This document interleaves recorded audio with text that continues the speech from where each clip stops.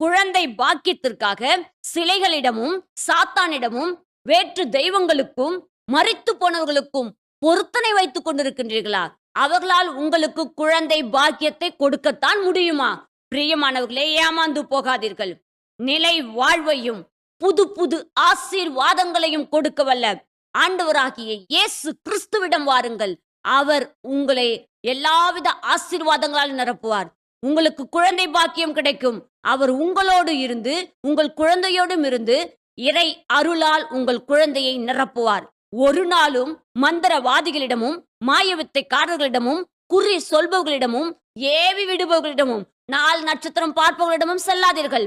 அவர்கள் மூலமாக உங்களுக்கு அழிவுக்கு மேல் அழிவு மாத்திரமே வந்து சேரும் என்பதை ஒரு நாளும் மறந்து விடாதீர்கள். காரணம், அவர்கள் சாத்தானின் தூதர்கள் என்பதை தெளிவாக அறிந்து கொள்ளுங்கள். Praise the Lord. Praise the Lord.